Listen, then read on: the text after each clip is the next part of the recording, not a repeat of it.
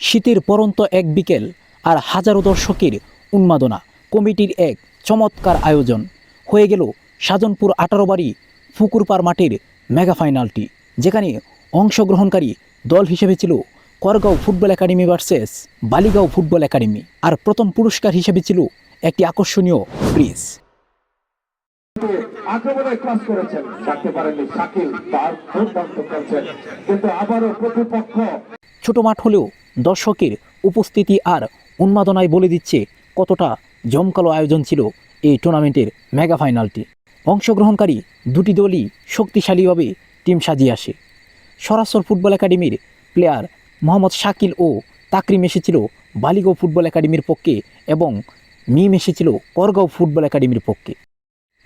দুটি শক্তিশালী দলই প্রথম থেকেই আক্রমণাত্মক ছিল। করগাঁও ফুটবল একাডেমি তো প্রথম থেকেই একের পর এক আক্রমণ চালিয়ে যায় এবং সেই সাথে বালিগাঁও ফুটবল একাডেমিও খানিকটা আক্রমণ করতে থাকে। তবে প্রথম থেকেই করগাঁও ফুটবল একাডেমির গোছানো আক্রমণে একেবারে দিশেহারা করে ফেলে বালিগাঁও ফুটবল একাডেমিকে। অসমতল মাঠ, হালকা ঘাসের উপর চিটানো বালু কোনোভাবেই যেন প্লেয়ারদের অনুকূলে ছিল না।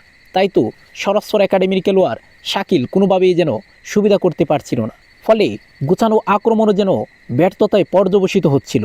প্রথমার্ধের খেলায় যেরকম ছন্দ ছিল, দ্বিতীয়ার্ধের খেলায় এমন ছন্দ লক্ষ্য করা যায়নি।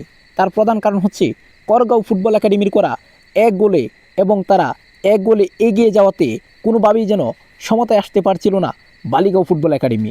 ফলে আক্রমণ প্রতি আক্রমণ যেমন হওয়ার কথা তেমন না হয়ে এলোপাতাড়ি আক্রমণ শুরু করে।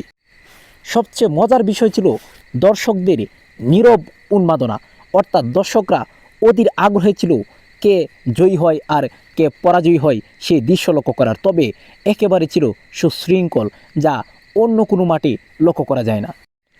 অবশ্য বালিগাঁও ফুটবল একাডেমির মোহাম্মদ তাকরিম একটি অসাধারণ সুযোগ পেয়েও মিস করে, ফলে কিন্তু তার আর সমতায় ফিরতে পারেনি এবং সর্বশেষ 1-0 গোলেই কিন্তু জয়লাভ করে করগাঁও ফুটবল একাডেমি এবং চূড়ান্ত পরাজয় ঘটে বালিগাঁও ফুটবল একাডেমির।